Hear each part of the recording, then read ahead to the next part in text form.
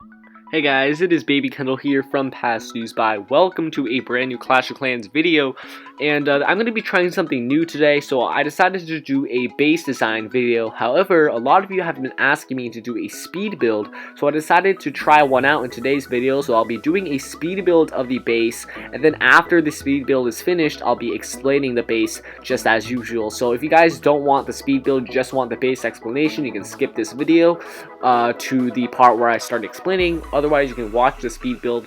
So guys, please enjoy this speed build and comment down below on whether you want me to do this from now on.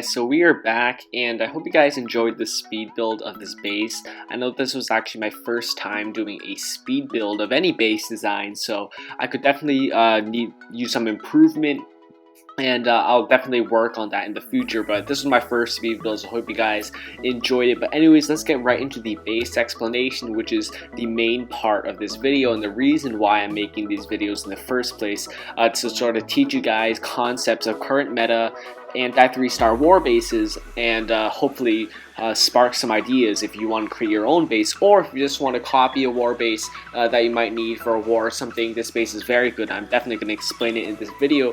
So let's get right into it here. So this is obviously a current meta anti-3-star war base for Town Hall 9, and the current meta at Town Hall 9 is mostly air attacks, so you know, LaLoon, stuff like that. And this base does a very good job, in my opinion, defending against LaLoon and also against Hogs, and I'll get into that later. But let's start off with the air attacks first. So first of all, you can see the air defense positioning. Air defenses are the most important defense for defending air attacks, obviously. So you've got these air defenses in a sort of weird shape. You've got like a triangle of air defenses, then an air defense right up top here. Pretty much what this does is screw up the hound pathing a lot. So let's say this attacker comes from the bottom, he takes out these two air defenses. Now hounds go to this air defense right here, and then there's like two air defenses shooting at the hounds at the same time. So that's just the first thing. And also at the same time, most of the air targeting defenses besides the air defenses themselves are actually out of range of where the hound is standing. So let's say the hound is like sitting right up here at this air defense. All these defenses, most of these will not be targeting the hound. All the wizard towers are out of range of the air defenses. The Teslas are out of range of the air defenses. A lot of the archer towers are on the perimeter, meaning that they'll mostly be out of range of the air defenses as well. So that means the balloons will have to go through all this tough work to try and take out all those air targeting defenses like the archer towers and the wizard towers, and all that time they're going to hit by air bombs, which by the way are close to the perimeter, designed to try and hit balloons. And another thing, the seeking air mine placement is very good in my opinion. You've got pretty much one on each air defense, because you've got one down here for each of these, and you've got two up here, but there are two air defenses here as well. So it's very spread out, meaning that if you don't like risk the attacker coming from the wrong side and taking out all your seeking air mines with a kill squad, and then there's no more air traps left to kill the hounds. So this is very balanced, which I do like a lot. Next thing I want to talk about is the wizard tower placement.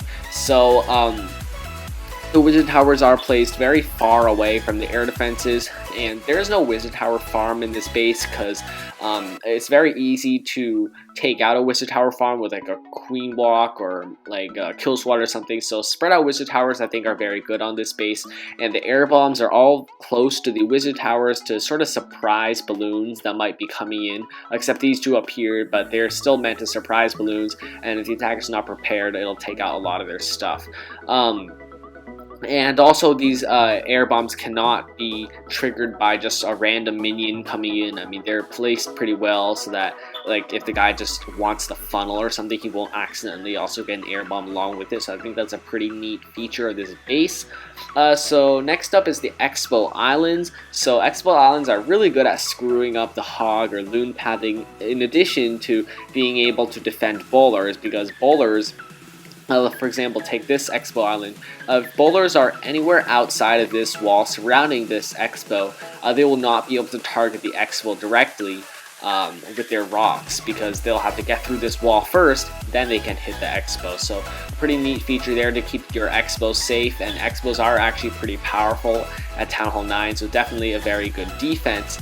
But also, like I said, they screw up the loon and hog pathing. Because everything goes around the Expos, and the Expos are pretty much the only thing left at the end of the attack. And a lot of the time you want to take these Expos out because they do so much damage to your balloons or your hogs or whatever. So if you just keep them up, since all your stuff goes around, it's not very good for you. So I do like these Expo Islands a lot on this base. So next up, sweepers.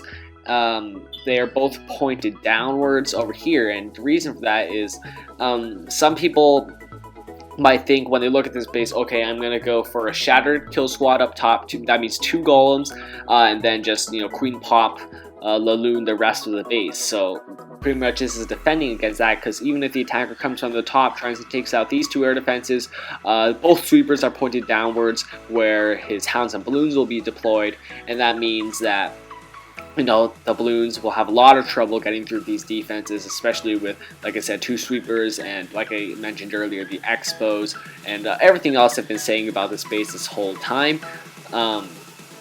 Also, down here, we've got the Queen Island.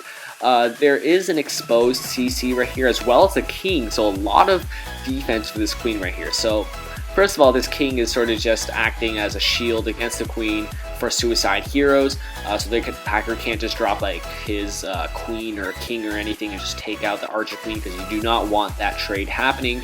And in addition, there's also a clan castle. So what I'd recommend in the clan castle for this base is maybe a hound or something like that, because a hound will distract the queen a lot. So if the attacker tries to go for a suicide hero and he drops his heroes in, first of all, the CC will come out and the queen will get distracted on the hound for like half a year.